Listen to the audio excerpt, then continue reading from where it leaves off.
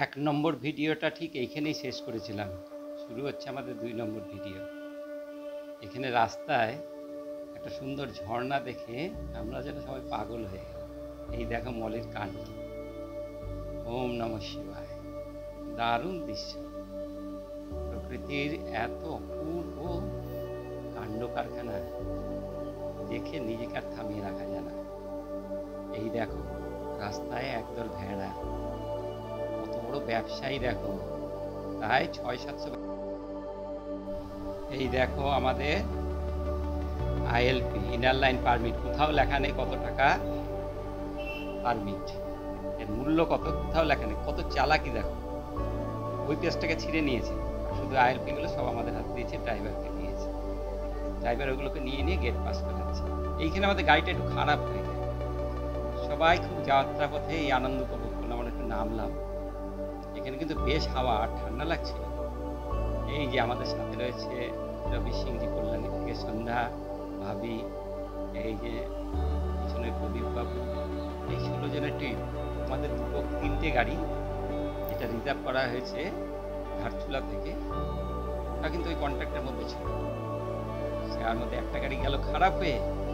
তো বাকি ট্রিপটা আমাদের যে কী করি, আর দেরি না করে দেখছি দেরি হয়ে যাচ্ছে। এখানে রাস্তা আমরা একটা চা বানিয়ে নিয়েছিলাম, ওখান থেকে হোটেলে চা বানিয়েছে, রাস্তাকে ফেলাম। তো 2টো গাড়িতে আমরা নিজেদেরকে নিয়ে যাত্রা শুরু করলাম। লাগেজ টাগেজ সব ঠিকঠাক করে। একটু কষ্ট হলো, বেশ কষ্ট হচ্ছে, উপায় নেই। আর মাত্র 10-12 কিলোমিটার গুঞ্জি, তার আগে গাড়িটা খারাপ হয়েছে, আর সামনেই গুঞ্জি আছে।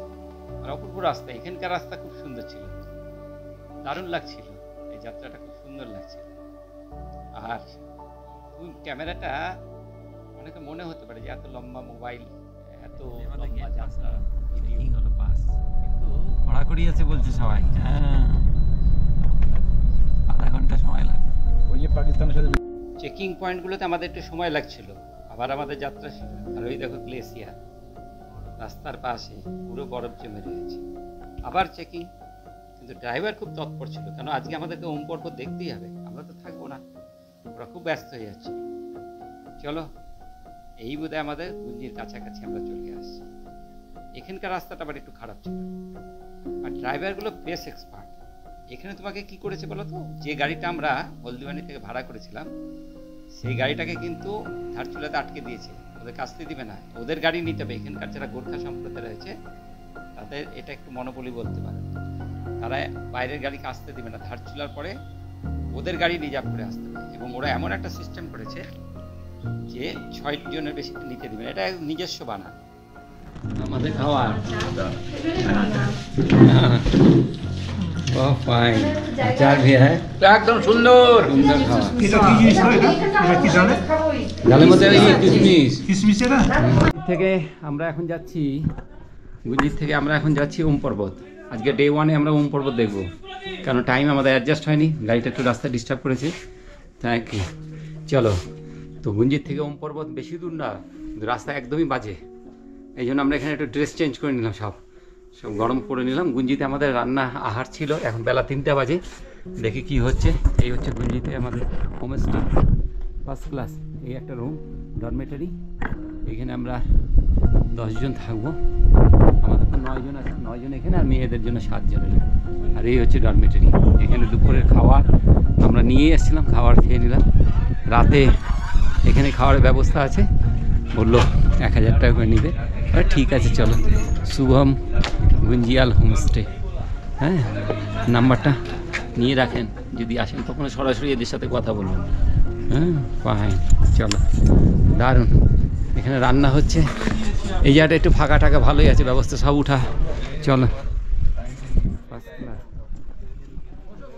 আমাদের 3rd চেকিং পয়েন্ট। আমরা যাচ্ছি ওম পর্বত।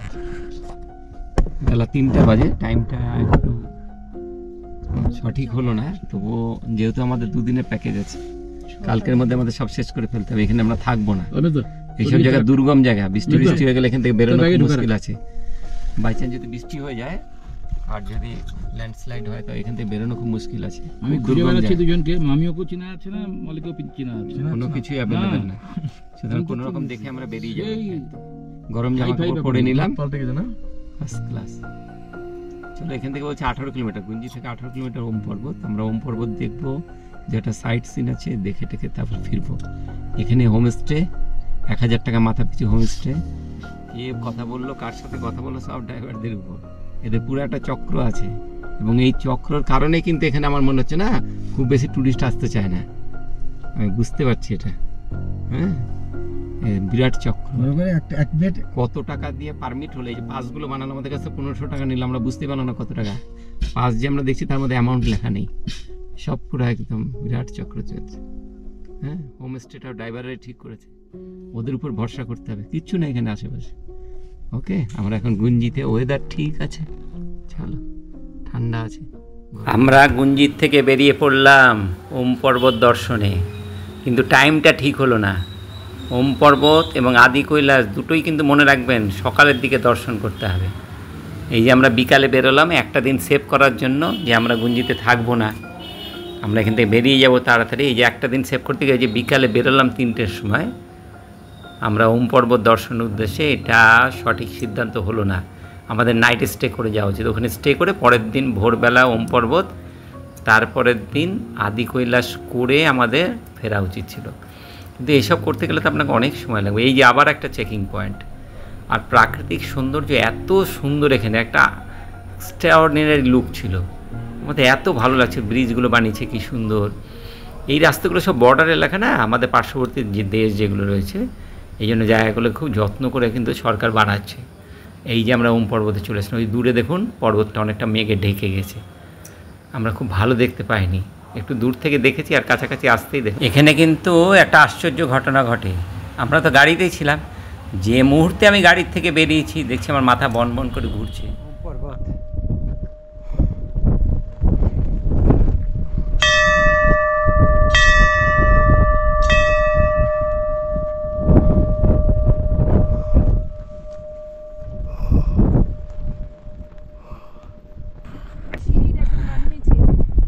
আমাদের যোগা টিম, হ্যাঁ, জয়ন্তদার সঙ্গে, হ্যাঁ, জয়ন্তদার এটা অনেক অনেক ধন্যবাদ। আমরা এই জায়গা এটা বুঝতাম না এরকম আমরা কৈলাস পর্বতে পৌঁছতে পারবো, পৌঁছতে পারবো। ধন্যবাদ 100 বার জয়ন্তদাকে, যোগা টিমকে আমাদেরকে নিয়ে আসা। হট করে প্রোগ্রাম, হ্যাঁ, হরে কৃষ্ণ। 3টে পুরো ঢেকে যায়। हर हर महादेव, हर हर महादेव, जय माता पार्वती देवी, जय हर हर महादेव। কোন কোন শীত, হ্যাঁ, ईश्वराय नमः,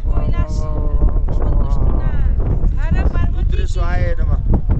কি দৃশ্য দেখো, বাপরে বাপ, এগুলো কল্পনাই করা যায় না এইসব জায়গায়। বিশ্বাস করুন, এখানে আমাদের মধ্যে যে আনন্দ, যে উচ্ছ্বাস, যে উল্লাস ছিল, সে ভাষায় বর্ণনা করার মতন ভাষা আমার নেই। সবার মধ্যে এত আনন্দ, কষ্ট হচ্ছে কিন্তু সবারই শ্বাসকষ্ট হচ্ছে, মাথা ঘোরাচ্ছে, শ্বাস নিতে কষ্ট হচ্ছে। দেখেন হাতে গ্লাভস পরেছে, তার মানে কত ঠান্ডা, প্রচণ্ড বাতাস আর কনকনে শীত, কিন্তু তবু সবাই আনন্দ করছে। এত ভালো লাগছিল, মানে অপূর্ব। আমি যখন গেলাম ওখানে, আমরা যখন গেলাম, আমি ভাবতেই পারি না এই জায়গাটা এত সুন্দর হবে। এই যে আমাদের নীলিমা দিদিভাই বলছে, দাদা চলুন আমরা একটু এক্সারসাইজ করি, এখানে একটু জগিং করি, সূর্য নমস্কার করি। সবার মধ্যে দেখুন কি আনন্দ। সত্যি আমি আপনাদের সবাইকে বলি, একবার বাড়ির থেকে বেরুন, এই সমস্ত জায়গাগুলো একটু দেখুন, আপনি কী আনন্দ অনুভব করবেন, মানে এই ভাষায় বলা যাবে না। প্রত্যেকেই দেখুন কী আনন্দ।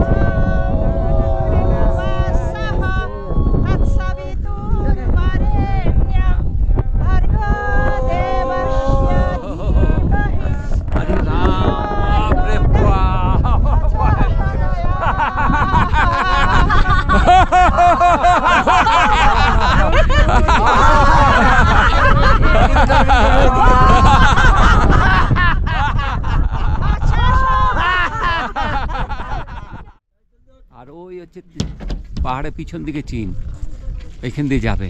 মানস সরোবরটা এই রাস্তা দিয়ে গেলে একটু দেখা যায়। আর ওই ওম পর্বতের পাশে আমরা খুব অল্প সময় দর্শন শেষ করে বেরিয়ে পড়লাম, চা পান করলাম, নাহলে ভালোই লাগছিল না। তারপরে ওখানে একটা কালী মন্দির পড়বে, পাহাড়ের কোলে একটা কালী মন্দির এত সুন্দরভাবে সাজিয়েছে, একদম ন্যাচারাল, খুব সুন্দর। আর তখন সন্ধ্যা হয়ে এসছে, মানে সন্ধ্যা আরতি হচ্ছে, এই দেখুন 6:15 বাজে। অদ্ভুত লুক, এরকম একটা পাহাড় যেখানে জনবসতি। পর্বত দর্শন শেষ হলো, প্রচণ্ড ঠান্ডা এখানে, প্রচণ্ড ঠান্ডা এবং শ্বাসকষ্ট আছে। হোমস্টেতে একটা দারুণ ব্যবস্থা। এইদিকে আকাশে মেঘলা আকাশ, হালকা বৃষ্টির সম্ভাবনা তৈরি হচ্ছে। 30 তারিখ সন্ধ্যাবেলা, এখন রাত্রি 7টা বাজে, এখনো দিনের আলো আছে, ফার্স্ট ক্লাস। হ্যাঁ, একটু বৃষ্টি হলো। হোমস্টেতে রাতের ভোজন, আমাদের হোমস্টেতে রাতের ভোজন 1000 টাকা মাথা পিছু নিয়েছে, থাকা খাওয়া রাতের ভোজন, আর কালকে ব্রেকফাস্ট, আর বিকালবেলা বেশ সুন্দর চাটা দিয়ে গেল, সন্ধ্যাবেলা আর কি। তো চলো বাইরে একটু আগুন তাপার ব্যবস্থা করেছে, ও ফার্স্ট ক্লাস হোমস্টেটা, ভালো লাগলো। আমি জানি যারা পশ্চিমবঙ্গে আছেন তারা এখন কি করছেন, আর আমরা দেখুন কি করছি। আমরা এখানে আগুন তাপাচ্ছি, মে মাসের আজকে 30 তারিখ, আমরা বসে বসে আগুন তাপাচ্ছি, প্রচণ্ড ঠান্ডা এখানে। এরপরে আমাদের ভোজন হবে, আহারের ব্যবস্থা হয়ে গেছে হোমস্টে থেকে, বুফে সিস্টেমে আহার, ভালো আহারের ব্যবস্থা ছিল, সব ভেজ, কিন্তু নন ভেজের কোনো গল্পই নেই এখানে। আর আমরা এই ট্যুরে সবাইকে বলেছিলাম কেউ কিন্তু ননভেজ খাবে না, আর সবাই কথা রেখেছো। আহার সত্যিই সুন্দর ছিল, হ্যাঁ, পায়েস টায়েস করেছিল, ডাল ভাত। তো পাহাড়ের মধ্যে যা পাওয়া যায় ওতেই সন্তুষ্ট থাকতে হয়, কারণ এখানকার ব্যবস্থাপনা করা অত সোজা নয়। আর তাড়াতাড়ি আহার করতে বললো, কারণ কি আছে, এরা কিন্তু 9টা পর্যন্ত জেনারেটর চালাবে, 9টা 9:30টার মধ্যে কিন্তু দেখলাম জেনারেটর বন্ধ করছে। এখানে লাইটের কোনো ব্যবস্থা হয়নি, এখনও বিদ্যুতের যোগাযোগের ব্যবস্থা নেই, 9টা পর্যন্ত লাইট থাকবে, আগেই বলে দিয়েছে। তাই 8টা 8:30টার মধ্যে কিন্তু আহারের ব্যবস্থা হয়ে গেল। সবাই দেখো খুব আহার। 31/5/2025 তারিখ, আমরা এখন গুঞ্জিতে, এখান থেকে আদি কৈলাস, গতকাল ওম পর্বত করেছি, আজকে আদি কৈলাস। সকাল এখন 6টা বাজে, বৃষ্টি হচ্ছে, কঠিন অবস্থা। ও আস্তে আস্তে আকাশ পরিষ্কার হচ্ছে, ওই দেখুন, হ্যাঁ আকাশ পরিষ্কার হচ্ছে, টিপটিপ টিপটিপ বৃষ্টি পড়ছে। এখানে স্নানের দারুণ ব্যবস্থা। এ আছে विलेज गीजर, ये देखिए गीजर का सिस्टम कैसा है, यहाँ पानी देने से वहाँ से गर्म पानी निकालता है। हम लोग सब नहा लिए, এখানে জল দিতে হচ্ছে, আর এখান থেকে গরম জল বেরোচ্ছে। ও ফার্স্ট ক্লাস सिस्टम, देखिए कैसे कैसे बना है, फाइन। हाँ ठीक है, এখানে খাওয়ার জল তৈরি হচ্ছে, গরম, একদম গরম পানি, ও पीने का पानी, फर्स्ट क्लास। चलो हम लोग को सब नहा लिए, सब नहा लिए, फाइन। ওয়েদার, কালকে আমাদের গাড়ি একটা খারাপ হয়েছিল, গাড়ি 3টেই চলে এসছে, আর কোনো চিন্তা নাই আমাদের, फर्स्ट क्लास एकदम मस्त। ये तीनों ड्राइवर आ गया, ये काले दादा का गाड़ी खराब हो गया था, रात में आना पड़ा है, हाँ बहुत कष्ट हो गया। सब उनका भी कष्ट, हम लोग भी सबका कष्ट। चलिए सफ़र का याद रहेगा सफ़र। वो ऊपर बर्फ़ गिरा है, देखिए वो, देखिए चोटी कितना अच्छा लगता है देखने में, फाइन। यहाँ होम स्टे का खाना बन रहा है। बाबू हमारा वो चिरा का पोहा है, बाबू पोहा, हाँ ये देखिए पोहा बन रहा है। हम लोग का ब्रेकफास्ट साथ में दे देगा ये भाई, हम लोग रास्ते में खाएंगे इसको। 16 आदमी का है, ठीक है, ओके। এই দেখো এরা সব রেডি, হরে কৃষ্ণ। এই যে 7 জন, এখানে মেয়েদের আলাদা রুম ছিল। ও হো হো, খুব মজা, সব মস্ত একদম, সব শারীরিকভাবে সুস্থ আছে, নো প্রবলেম। গতকাল রাতে হোমস্টে খাওয়াটাও দারুণ ছিল, হ্যাঁ ফাইন। ঘুম আছে সবার, ঘুম, হ্যাঁ শোয়ার ব্যবস্থা দারুণ, হ্যাঁ ভালো ভালো সার্ভিস, দারুণ। হ্যাঁ হোমস্টেতে 1000 টাকা মাথা পিছু নিয়েছে, হ্যাঁ রাতের খাওয়ার, এবার সকালে ব্রেকফাস্ট আমাদের দিয়ে দিচ্ছে, থাকার ব্যবস্থা, এত সুন্দর ব্যবস্থা এখানে আশাই করা যায় না, খুব সুন্দর, দারুণ, ফাইন। পায়খানা বাথরুমগুলো একটু বাইরে রয়েছে, কিন্তু ভালো আছে, পরিষ্কার পরিচ্ছন্ন আছে। পাহাড়ে এরকম ব্যবস্থাপনা, এই দেখো জল দিচ্ছে এখানে, আর এই জল পড়ছে, এই যে জল পড়ছে, ওই যে এটা হচ্ছে ভিলেজ গিজার, হ্যাঁ বাহ ফাইন। স্নান করে নিচ্ছে সব, আমরা স্নান করে নিয়েছি। পুরো ব্যাপারটা একবার একটু গুছিয়ে বলি। প্রথমে আমরা কোথায় আসলাম, প্রথমে আসলাম লালকুয়া, ওখান থেকে চলে আসলাম হলদিওয়ানি, হলদিওয়ানিতে আসতে লালকুয়া থেকে হলদিওয়ানি 17-18 কিলোমিটার রাস্তা। অটো ভাড়া করলাম 30 টাকা মাথা পিছু ভাড়া, আমরা হলদিয়ানে চলে যাব। লালকুয়াতে আপনি থাকতে পারেন, হলদিয়ানিতে আসার দরকার নেই। লালকুয়া এবং হলদিয়ানের সেম আছে, একদম একই ব্যবস্থাপনা আছে। তো আমরা বেকার হলদিয়ানিতে আসলাম, পরে দেখেছিলাম লালকুয়া থেকে আমাদের অ্যারেঞ্জমেন্ট করতো, কারণ আমাদের যে গাড়িটা করেছি সেটা লালকুয়া থেকে করেছি। এবার আপনারা হলদিয়ানিতে পাচ্ছিলাম না গাড়ি। হলদিয়ানের থেকে যদি আপনি বাসে ট্রাভেল করতে চান, যে আমি বাসে ধারচুলা আসবো, তাহলে হলদিয়ানি আসতে পারেন, হলদিয়ানি থেকে বাস ছাড়ছে। তো আমাদের দরকার নেই, বাস অ্যারেঞ্জমেন্ট করতে পারবেন না এত লাগেজটাকে নিয়ে। গ্রুপ যদি থাকে তাহলে হবে না, 1-2 হলো ঠিক আছে।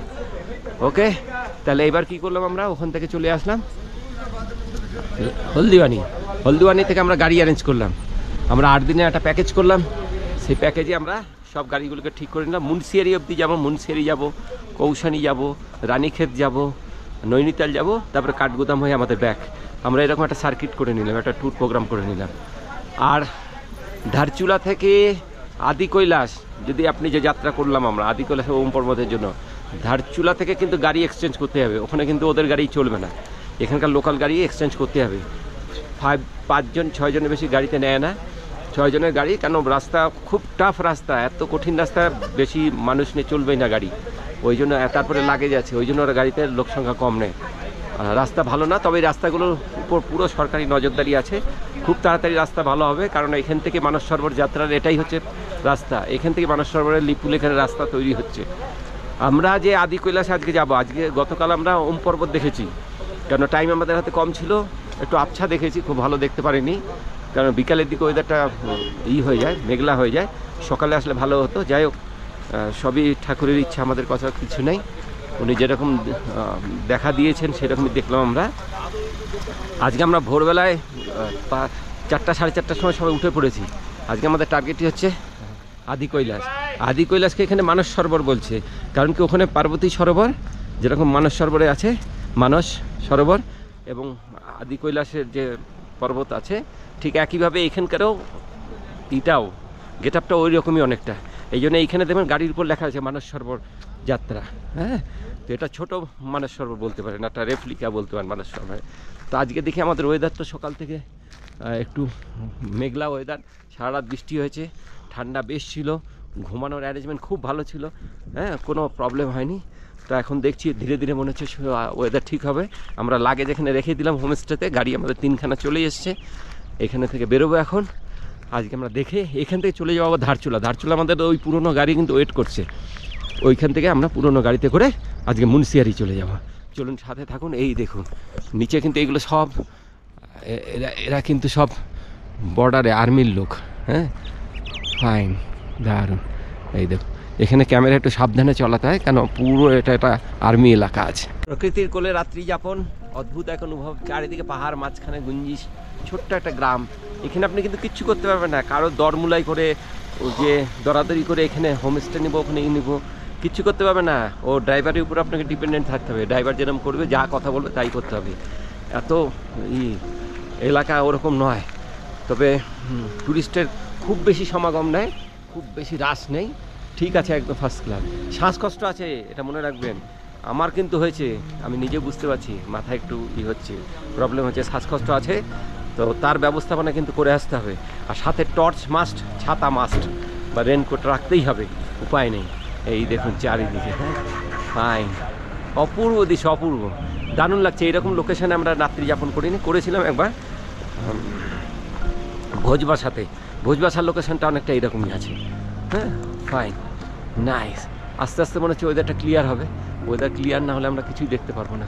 হ্যাঁ, চলো, ফার্স্ট ক্লাস।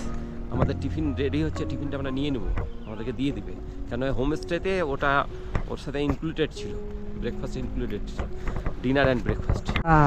দেখাও, নাস্তা রেডি, নাস্তা সব ready, breakfast fine, first class. চলো রেডি বন্ধুগণ,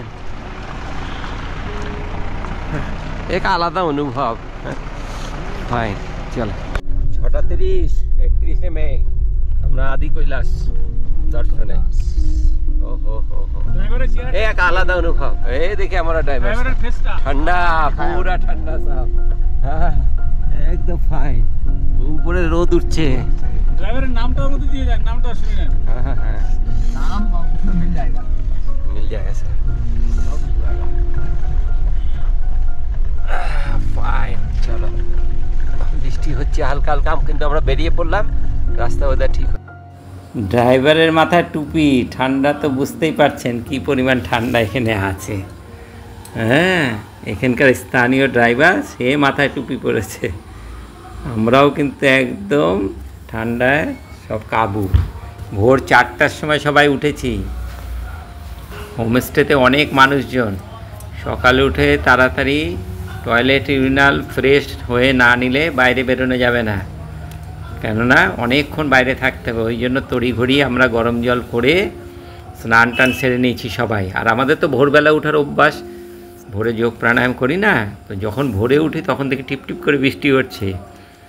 জেনারেটর চালাইনি, চারিদিকে অন্ধকার, রাতে টর্চ নিয়েই শুয়েছি।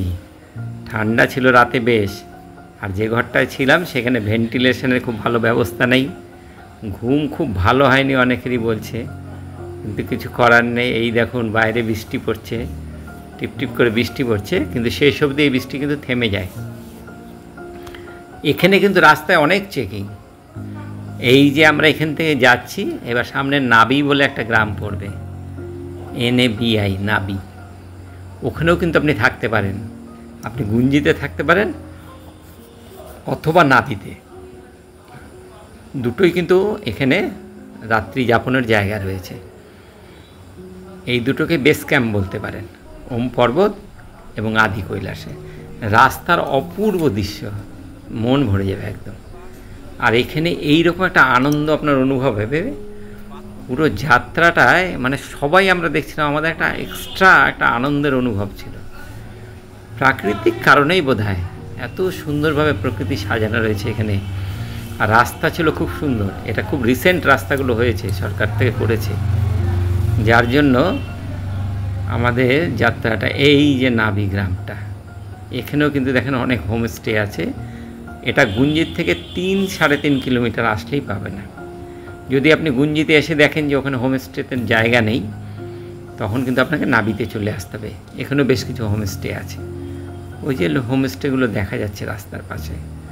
আর এই রাস্তায় যখন আমরা আদি কৈলাস গেলাম, জলিংপং বলে একটা জায়গা আছে, ওইখানে কিন্তু ওদের আদি কৈলাসের ওইটা বলতে পারেন স্ট্যান্ড আর কি, জলিংপং। ওইখানে নেমে তারপরে পায়ে হেঁটে 2-2.5 কিলোমিটার পায়ে হাঁটাহাঁটি করে আদি কৈলাস দর্শন করতে হয়। তো আমরা যাচ্ছি এখন ওই জলিংপংয়ের দিকে, কিন্তু যাওয়ার পথে তো আবারও সেই গোটা 4 তো দেখলাম আমি হলো চেকপোস্ট ছিল, গোটা 4 চেকপোস্ট ছিল। তো চলুন আমরা আদি কৈলাস দর্শনে যাচ্ছি। ঝকঝকে রাস্তা, এগুলো সরকারের উদ্যোগে তৈরি হয়েছে, খুব রিসেন্ট। আগামী ভিডিওতে আপনারা আদি কৈলাস দেখবেন, দর্শন করবেন।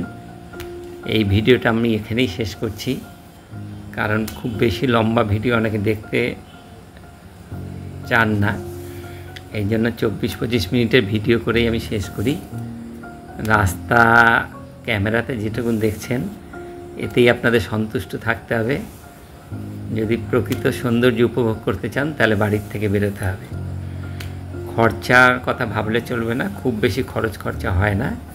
এই যে দেখুন কী সুন্দর দৃশ্য, সামনে বরফ, পাহাড়, আর এই যে রাস্তাটা যাচ্ছে না, পিছনে ফিরে দেখছি মনে হচ্ছে একটা সাপ রাস্তার মধ্যে ফেলা রয়েছে। আঁকাবাঁকা রাস্তা, শুধুমাত্র একটা গাড়ি চলার মতনই রাস্তা, কিন্তু একদম ক্লিন, পরিষ্কার। এই দেখুন চারিদিকে বরফ জমে রয়েছে, গ্লেসিয়ার। তো চলুন ভিডিওটা এখানে শেষ হলো। আগামী ভিডিওর জন্য সবাই অপেক্ষা করেন। সবাইকে